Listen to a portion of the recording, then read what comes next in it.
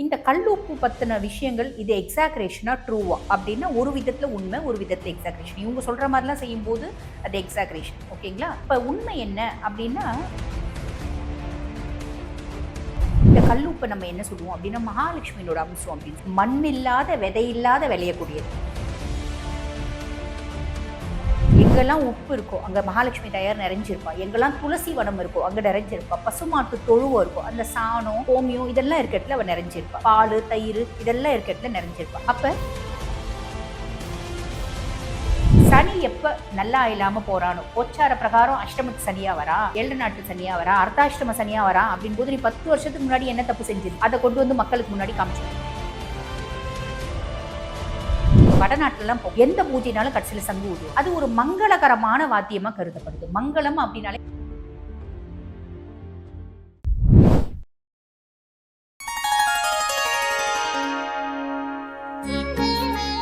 வணக்கம் மேம். வணக்கம் மேம், இப்போ எங்க வீட்டில் பார்த்தீங்கன்னா அம்மா வந்து சொல்லுவாங்க, கல்லுப்பு வாங்கி வை, பேச்சுலர் ரூமாக இருந்தாலும் பரவாயில்ல வாங்கி வை, கோடிக்கணக்கில் நீ உனக்கு பணம் வரும் அப்படின்னு சொல்லுவாங்க.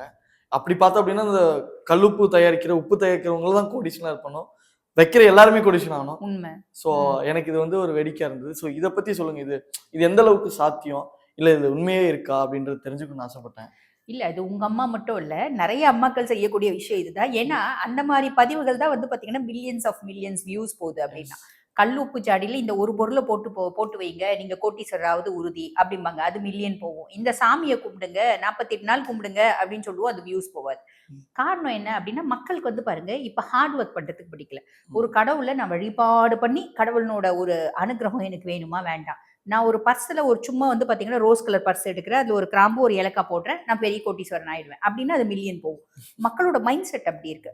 ஆனா இந்த கல்லுப்பு பத்தின விஷயங்கள் இது எக்ஸாக்ரேஷனா ட்ரூவா அப்படின்னா ஒரு விதத்துல உண்மை, ஒரு விதத்துல எக்ஸாக்ரேஷன். இவங்க சொல்ற மாதிரிலாம் செய்யும் போது அது எக்ஸாக்ரேஷன். ஓகேங்களா? இப்ப உண்மை என்ன அப்படின்னா, பொதுவா இந்த கல்லுப்பை நம்ம என்ன சொல்லுவோம் அப்படின்னா மகாலட்சுமியோட அம்சம் அப்படின்னு சொல்லுவோம். மண் இல்லாத விதை இல்லாத விளையக்கூடியது இல்லைங்களா? நீர்லயே உற்பத்தி ஆகி நீர்லயே கரையக்கூடியது. அப்ப கடல்ல இருந்து வரக்கூடிய அத்துணை விஷயங்களும் தாயாரோட அம்சம். இப்போ ஒரு சிலர் கேட்பாங்க, கடல்ல இருந்து வர மீன் தாயாரோட அம்சமா அப்படின்னு. உண்மை அதுதான். ஃபிஷ்ஷும் வந்து பாத்தீங்கன்னா இட்ஸ் அ சைன் ஆஃப் லக்கினஸ் அப்படின்னு சொல்லுவாங்க. அதனாலதான் வண்ண மீன்களை வாங்கி வீட்டுல வைங்க அப்படின்னு சொல்றது. சரி, இப்ப அந்த வண்ண மீன்களும் கடல்ல இருந்து தான் வருது இல்லைங்களா? அப்ப நம்ம வந்து பாருங்க, இந்த கல்லுப்பை பத்தி சொல்லணும் அப்படின்னா இதுக்கு ஒரு பாசிட்டிவ் ஆரா உண்டு. இந்த ஆரா சயின்ஸ் வந்து அதை ப்ரூவே பண்ணியிருக்காங்க, இதுக்கு பாசிட்டிவ் ஆரா இருக்கு அப்படின்னு. ஆனா இவங்க சொல்ற மாதிரி இது வாங்கி வச்சா நீங்க கோடி கணக்குல காசு வந்துரும் அப்படின்றது கிடையாது. ஆமா, இல்ல நம்ம வந்து நம்மளுக்கு நல்ல வருமானம் வேணும் அப்படின்னா நம்ம நிறைய உழைக்கணும். உழைக்காம உலகத்துல எதுவும் கிடைக்காது. அப்படி உழைக்காம கிடைக்கிறது நிலைக்காது. இது என்னோட கருத்து. சோ என்னோட கருத்தை நான் சொல்றேன். இது ஒவ்வொருத்தவங்களுக்கும் ஒவ்வொரு கருத்து இருக்கலாம், உங்களுக்கு கூட வேற கருத்து இருக்கலாம். பட் இதுதான் வந்து பாத்தீங்கன்னா நிதர்சனமான உண்மை. அப்ப இந்த கல்லுப்பு அப்படின்றது எதுக்கு எடுக்கிறோம் அப்படின்னா, இது நெகட்டிவ் ஆராஸை கிளென்ஸ் பண்ணக்கூடிய கெப்பாசிட்டி கல்லுப்புக்கு இருக்கு. இது சயின்டிபிக்காவே வந்து பாத்தீங்கன்னா ரிசர்ச் வந்து கண்டக்ட் பண்ணி, ஆமா இட் ஹஸ் சம் பாசிட்டிவ் ஆரா அப்படின்னு சொல்லிட்டு ஆரா சயின்ஸ் சொல்லியிருக்கு. சரிங்களா? அப்ப இந்த கல்லுப்பை நம்ம என்னென்ன மாதிரி பயன்படுத்திக்கலாம்? பொதுவா இந்த காலத்துல வந்து பாருங்க, நம்ம எல்லாம் வந்து ஒரு சின்ன ஜாடியில உப்பு வச்சுக்கிறோம் இல்லைங்களா? நாங்கெல்லாம் சின்ன பிள்ளையா இருக்கும்போது எங்க பாட்டிலாம் வந்து பாருங்க ஒரை அப்படிம்பாங்க. ஒரைன்னா இவ்வளோ பெரிய நம்மளோட உயரமா இருக்கும். இப்ப நான் இருக்கிறத விட உயரமா இருக்கும். அந்த மாதிரி உரைகள்ல அரிசி கொட்டி வச்சிருப்பாங்க. விவசாயம் செழிச்சு அரிசி கொட்டி வச்சிருப்பாங்க. அந்த மாதிரி உரையில உப்பு கொட்டி வச்சிருப்பாங்க. அந்த உப்பு இருக்க உரையில தான் இந்த சுருக்கு பை இருக்கு பாத்தீங்களா? அந்த சுருக்கு பையில பணம் போட்டு, இப்ப நெல் வந்து வியாபாரம் பண்றாங்க. ஒரு போகம் 2 போகம் 3 போகம் பாங்க. அந்த 3 வருஷத்துக்கு 3 போகம் விளையக்கூடியது. அந்த அளவுக்கு விவசாயம் செழிச்சிருந்துச்சு. ஆளுங்க வேலை செஞ்சாங்க. இப்ப எங்க ஆளுங்க வேலை செய்யறாங்க. அப்ப அந்த பணத்தை வந்து பாத்தீங்கன்னா நம்ம வந்து அடுக்கி மடிச்சு ரப்பர் பேண்ட் போட்டுலாம் வைக்கிற பாத்தீங்களா, இப்படி சுருட்டி வைப்பாங்க. அதுக்கே வந்து அட்ராக்ட் பண்ணக்கூடிய கெப்பாசிட்டி இருக்கு. இப்படி சுருட்டி அந்த இது சுருக்கு பையில போட்டு அந்த உப்பை எடுத்து எடுத்து எடுத்து அந்த உப்பை நோண்டணும் அப்படின்னு வச்சுக்கோங்களேன், காசு வரும், நகை வரும், வந்துட்டே இருக்கும். ஏன்னா அவங்களுக்குலாம் வந்து அந்த பீரோல வைக்கிறது அதெல்லாம் கிடையாது. பெரிய உரையில உப்புல போட்டு போட்டு வைப்பாங்க. எதுக்கு அப்படின்னா உப்புல வச்சு அது பன்மடங்கா பெருகும் அப்படின்றது நம்ம முன்னோர்களோட நம்பிக்கை. அது உண்மையும் கூட. ரீசன் என்ன அப்படின்னா, அதுல வந்து நேர்மறை ஆற்றல்கள் ஜாஸ்தி இருக்கு. மகாலட்சுமியோட வாசமா நம்ம கருதுறோம். மகாலட்சுமி 108 வஸ்துக்கள்ல நிறைஞ்சி இருப்பேன் அப்படின்னு அவளே சொல்லியிருக்கா. இது வந்து பாருங்க, ஒரு முறை பிருகு முனிவர்கிட்டயோ ஒரு முறை நாரதர்கிட்டயோ சொல்லியிருக்கா. அந்த மாதிரி 108 வஸ்துல ஒண்ணு என்ன அப்படின்னா இந்த உப்பு. அப்ப எங்கெல்லாம் உப்பு இருக்கோ அங்க மகாலட்சுமி தயார் நிறைஞ்சிருப்பா. எங்கெல்லாம் துளசி வனம் இருக்கோ அங்க நிறைஞ்சிருப்பா. பசுமாட்டு தொழுவம் இருக்கும், அந்த சாணம் அந்த கோமியம் இதெல்லாம் இருக்க இடத்துல அவ நிறைஞ்சிருப்பா. பால் தயிர் இதெல்லாம் இருக்க இடத்துல நிறைஞ்சிருப்பா. அப்ப அந்த உப்பு இருக்க இடத்துல அவ நிறைஞ்சிருப்பா அப்படின்றது நிதர்சனமான உண்மை. அப்ப நம்ம என்ன பண்ணலாம் அப்படின்னா, நம்ம வந்து காசெல்லாம் அதுல போட்டு வைக்க முடியாது. ஏன்னா வீட்ல வேலை செய்றவங்க வருவாங்க. நம்மளுக்கு அது ஜாக்கிரதையா எஸ். வச்சுட்டு இருக்கணும் அப்படின்றது. இப்ப காசு புழக்கம் கம்மியாதுல்ல டிஜிட்டல். ஆமா. எல்லாமே வந்து ஜிபே பண்ணிடுறோம் ஆமா, இல்லைங்களா? ஆமா. ஜிபே, ஃபோன்பே அந்த மாரி ஆயிடுச்சு. அதுக்கு மேல கார்ட் ஆயிடுச்சு. ஆனா என்ன அப்டின்னா, பொதுவா இப்பயும் ஒரு விஷயம் இருக்குங்க. நம்ம சம்பளம் வாங்கிட்டு வரோம். அந்த சம்பளம் வந்து பார்த்தீங்கன்னா, அசுப வரைய வரக்கூடாது. தேவையில்லாம ஹாஸ்பிட்டல் போறது, தேவையில்லாம அன்னெசசரி எக்ஸ்பென்சஸ்லாம் வரக்கூடாது. அப்டின்னு சம்பளத்த வாங்கிட்டு வந்து, மகாலட்சுமி தாயாரினோட படம் வீட்ல எல்லார் வீட்லயும் இருக்கும் இல்லைங்களா? அந்த தாயாரினோட காலடியில வச்சுட்டு சுவாமி கும்பிட்டுட்டு, அதுக்கப்புறம் அந்த சம்பளத்த உப்புல ஒரு நிமிஷம் வச்சுட்டு பீரோல வைக்கிறோம் அப்டின்னா, அசுப விரயம் அப்டின்றது நடக்காது. புரியுதுங்களா? அதே மாரி வீட்ல உப்பு வந்து நிறைஞ்சு இருக்கணும். எப்பயுமே வீட்ல வந்து 1 பாக்கெட் உப்பு, 2 பாக்கெட் உப்பு அப்படிலாம் வாங்கக்கூடாது. ஒரு பெரிய ஜாடி குறைஞ்சது 2 கிலோ கல் உப்பு இது சால்ட் கிடையாது. கல் உப்பு 2 கிலோ கல் உப்பானா போட்டு வைக்கணும். உப்ப வந்து பார்த்தீங்கன்னா, அப்படியே வைக்கிறத விட கீழ ஒரு தட்டு போட்டு, அந்த தட்டுல உப்பு வைக்கணும். அந்த தட்டுல ஒரு ரூ. 5 காயின். மகாலட்சுமியோட எனர்ஜி நிறையாவறதுக்கு ஒரு ரூ. 5 காயின் வச்சு, அதுக்கு மேல உப்பு ஜாடி வச்சு, அந்த உப்பு ஜாடிக்குள்ள நம்ம வந்து பார்த்தீங்கன்னா, ஒரு 5 ஏலக்காய், நம்ம குட்டி குட்டி ஏலக்காய், இல்ல அதுல பெருத்த ஏலக்காய். ஒரு 5 ஏலக்காய், 5 லவங்கம், ஒரு 10 பட்டை, அதுக்கப்புறம் வசம்பு. வசம்பு கூட வந்து பார்த்தீங்கன்னா, நேர்மறை ஆற்றல்கள அட்ராக்ட் பண்ணக்கூடிய கெப்பாசிட்டி இருக்கு. ம். ஒரு 4 வசம்பு. இது எல்லாத்தையும் போட்டு குட்டி அந்த லகு தேங்காய் அப்படிம்பாங்க. இவ்ளூண்டு தேங்காய், குட்டி தேங்காய், சிறு தேங்காய் அப்படிம்பாங்க. இது எல்லாத்தையும் ஒரு மஞ்ச துணியில கட்டிட்டு, உப்பு ஜாடிக்குள்ள போட்டுட்டு மேல நம்ம வந்து உப்ப கொட்டி வைக்கும்போது, நம்மளுக்கு வந்து பார்த்தீங்கன்னா, வீட்ல நல்ல அதிர்வலைகள், பாசிட்டிவ் அதிர்வலைகள் இருக்கும் அப்படின்றது உண்மை. ஆனா, நீ அத வச்சா கோடீஸ்வரர் ஆயிடுவ அப்படின்னு சொல்றது கிடையாது. நம்ம கோடீஸ்வரன் ஆவறதுக்கு நம்ம நெறைய வேலை செய்யணும். நெறைய உழைக்கணும். நேர்மையான விதத்துல சம்பாதிக்கணும். ம். நம்ம வந்து எவ்வளோ பெரிய கோட்டீஸ்வரனா இருந்தாலும், நம்ம வாழ்ந்துட்டு போயிடுவோம். நம்ம பிள்ளைங்க வாழாது. "மாதா, பிதா செய்ற தர்மமும், கர்மமும் மக்களுக்கு" அப்படிம்பாங்க. நீ என்ன தொழில்னா செய். ஹானஸ்ட்டா செய். நேர்மையா இரு. காசும் இருக்கும், குழந்தைங்களும் நல்லா இருப்பாங்க. நீ போன அப்புறமும் உன் பேர் வந்து உலகம் சொல்லும். நீ தப்பான விதத்துல பணம் சம்பாரிச்ச அப்படின்னா, ஒரு காலகட்டம் வரும். எப்பயுமேங்க நம்ம எவ்ளோ ஃப்ராடுத்தனம் பண்ணி சம்பாரிச்சாலும், சனி எப்ப நல்லா இல்லாம போறானோ, கோச்சார பிரகாரம் அஷ்டமத்து சனியா வரான், 7 நாட்டு சனியா வரான், அர்த்தாஷ்டம சனியா வரான் அப்படின்போது, நீ 10 வருஷத்துக்கு முன்னாடி என்ன தப்பு செஞ்சிருந்த? அத கொண்டு வந்து மக்களுக்கு முன்னாடி காமிச்சு குடுப்பான். ம், ம், ம். புரியுதுங்களா? அதே மாரி ராகு 8ல வரான் அப்படின்னா, 10 வருஷத்துக்கு முன்னாடி நீ என்ன தப்பு செஞ்சிருந்த? ஹிட்டன் ரிலேஷன்ஷிப் ஏதாவது இருந்திருக்கு.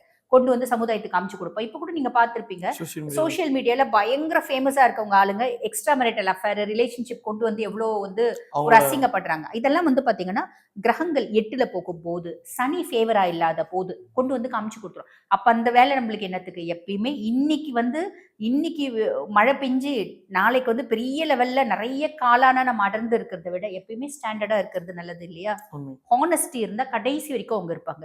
நம்ம சிலர் பார்ப்போம் சோசியல் மீடியால நேத்து தான் வந்திருப்பாங்க. இன்னைக்கு ரொம்ப பெரிய பீக்ல போயிருப்பாங்க. நாளைக்கு காணாம போயிருப்பாங்க. கரெக்ட், அந்த கரெக்ட். மாதிரி இருக்கக்கூடாது அப்படின்னு always you should be honest.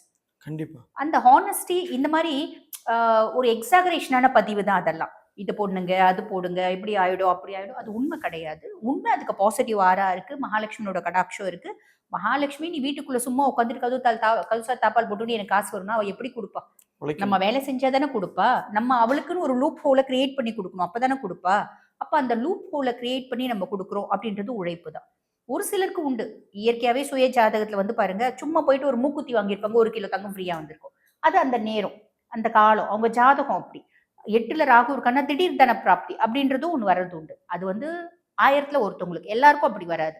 எல்லாரும் ஹார்ட் ஒர்க் பண்ணிட்டு கூட இந்த மாரி விஷயங்கள் பண்ணும்போது, நம்மளுக்கு நெறைய நல்லது அப்படின்றது கண்டிப்பா நடக்கும். இதுக்கு கண்டிப்பா ஒரு பாசிட்டிவ் ஆரா அப்படின்றது இருக்குது அங்க செய்யுது. ஸோ நீங்க சொல்லும்போது எனக்கு ஒரு விஷயம் நல்லா புரியுது. என்ன அப்டின்னா, கடவுள நம்பலாம். கடவுள் சம்மந்தப்பட்டு இந்த மாரி திரிக்கப்பட்ட சில விஷயங்கள நம்பக்கூடாதுன்றது எனக்கு ஒரு புரியுது. நீங்க இப்ப பார்த்து சொன்னீங்க. இப்ப இந்த கல்லுப்பு இந்த விஷயத்த பத்தி. இதே மாரி இந்தந்த விஷயம்லாம் ரொம்ப மூட நம்பிக்கையா இருக்கு. இதெல்லாம் வேணாம். இதெல்லாம் அவாய்ட் பண்ணுங்கன்னா, என்னென்ன விஷயத்த நீங்க சொல்லுவீங்க? அதான் நான் பேசும்போதே சொன்னேனே, ஒரு ரோஸ் கலர் பர்ஸ் எடுத்துக்கோங்க. அந்த ரோஸ் கலர் பர்ஸ்ல மகாலட்சுமி அட்ராக்ட் பண்றதுக்கு அப்படின்ற மாரி சில பதிவுகள் பார்த்தேன். ரோஸ் கலர் பர்ஸ் எடுத்துக்கோங்க. அதுல 2 கிராம்பு வச்சுக்கோங்க, பட்டை வச்சுக்கோங்க, லவங்கம் வச்சுக்கோங்க. இது எல்லாத்துக்கும் மணி அட்ராக்ட் பண்ணக்கூடிய கெப்பாசிட்டி இருக்குதா? ஆனா, அத மட்டுமே செஞ்சு நம்ம பண்றது அப்படின்றத விட, அத விட உத்தமமான விஷயம் இருக்கு. மகாலட்சுமி தாயார நீ வழிபாடு பண்ணு. ம். குபேர நீ வழிபாடு பண்ணு. மகாலட்சுமி தாயார வழிபாடு பண்றது அவ்ளோ கஷ்டமான விஷயமா? ஒரு நாளைக்கு ஷாப்பிங் போனா 10 மணி நேரம் ஷாப்பிங் பண்றேன். ம். இல்லீங்களா?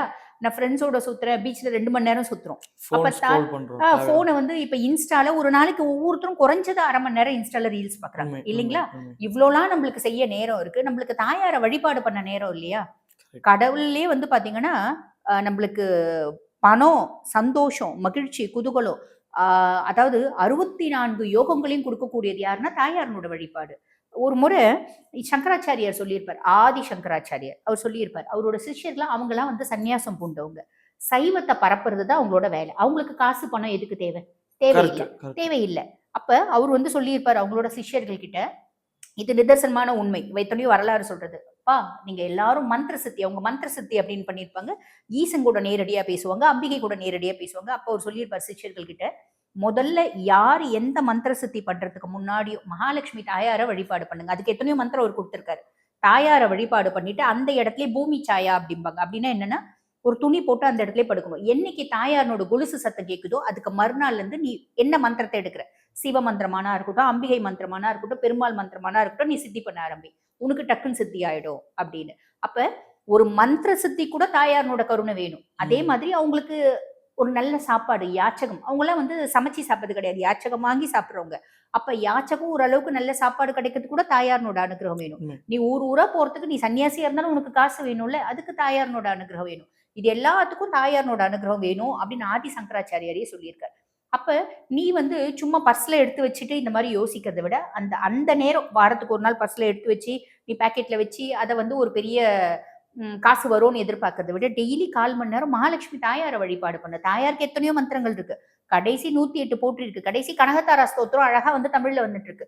பணமழை பொழியவே பொழியவே பொழியவே 10 நிமிஷம் பாடு, உனக்கு காசு தானா வருது. இந்த மாதிரி இதெல்லாம் மூட நம்பிக்கைகள்.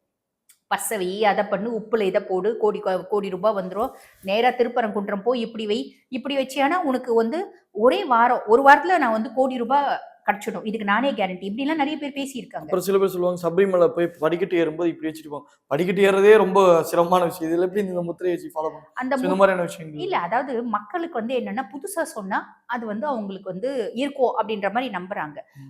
அதாவது இறை வழிபாடுன்ற உண்மை, திணிக்கப்பட்ட விஷயங்கள் நீங்க ஃபாலோ பண்ணாதீங்க. இறை வழிபாடே ஃபாலோ பண்ணுங்க. நீ சபரிமலை போனாலே நீ நல்லா இருப்ப. காரணம் என்ன அப்படின்னா, யார் ஒருத்தர் சபரிமலை போறாங்களோ சனி பிரீத்தி ஆயிடுவான். சனியே சுய ஜாதகத்தை பிரீத்தி ஆகிறான். விதிக்கிரகம் பிரீத்தி ஆகிறன்னு போது உன் விதி மாறும். அதுதான் உண்மை. நீ இப்படி வச்சுட்டு போனோம்லாம் இல்ல, உன் மனசுல ஐயப்பனை வச்சுட்டு போ, அது மட்டும் போதுமானது. உண்மை. அதுதான் உண்மை. அப்ப இதெல்லாம் வந்து பாருங்க, நடுவுல வந்து நான் வந்து ஃபேமஸ் ஆகணுன்றதுக்காக நான் இதே ஒண்ணு புதுசா கண்டுபிடிச்சு அதை பரிகாரம்னு சொல்றேன், அதெல்லாம் சொல்லக்கூடாது. உண்மை என்ன அதை தான் சொல்லணும். ஆக இந்த வழிபாடு நீ பண்ணு, கண்டிப்பா நீ முன்னேறுவே, இது உண்மை. கூட தாயாரும் நீ உழைச்சாதான் கொடுக்க முடியும். கண்டிப்பா முன்னேறுவே, இல்ல எந்த விதமான மாற்று கருத்தும் கிடையாது. அதெல்லாம் மூட நம்பிக்கைகள். இறை வழிபாடு மூட நம்பிக்கை இல்ல, இந்த மாதிரி விஷயங்கள் மூட நம்பிக்கைகள். மேம், நீங்க பேசிட்டு இருக்கும்போது ஒரு விஷயம் சொன்னீங்க, அழகா சொன்னீங்க. கடல் சார்ந்து வர்றது எல்லாமே தாயார் வழி வந்தது அப்படின்ற மாதிரி சொன்னீங்க. அதுல கடல்ல இருந்து வர்றதுதான் வந்து சங்கும் கூட. ஆனா சங்கு வந்து நம்ம பாத்தீங்கன்னா, சங்குன்னு நினைச்ச விஷயம் தான் எனக்கு ஞாபகம் வராரு, அவருக்கு ஒலிக்கிற ஓசையா. அது எப்படி மேம், அதை பத்தி? ஆமா, சங்கு ஏன் ஊதுறோம்? அங்க வந்து இறை வழிபாடு, அதாவது எந்த இறை வழிபாடு, இப்ப நம்ம ஊர்ல தாங்க பூஜை பண்ண சங்கு ஊதுறது இல்ல. நீங்க வடநாட்டுல எல்லாம் போங்க, எந்த பூஜைனாலும் கடைசியில சங்கு ஊதுவாங்க. அது ஒரு மங்களகரமான வாத்தியமா கருதப்படுது. மங்களம் அப்படின்னாலே மகாலட்சுமி வாசங்க. நீ செய்யற பூஜை ரொம்ப திருப்தியா, ரொம்ப செல்வ செழிப்போட உனக்கு திருப்பி ரிஃப்ளெக்ட் ஆகும் அப்படின்றதுக்கு தான் சங்கு. அந்த சங்கு ஒரு புனிதமானது. நம்ம சிவ வழிபாடும் சங்காபிஷேகம் பண்ணுவாங்க இல்லைங்களா? எல்லா கடவுளுக்கும் சங்காபிஷேகம்ன்றது பண்ணலாம். சங்கு மகாலட்சுமியோட ஸ்வரூபம், தாராளமா பண்ணலாம். ஓகே மேம், ரொம்ப அழகா தெளிவான பதில் கொடுத்ததுக்கு நன்றி. நன்றி.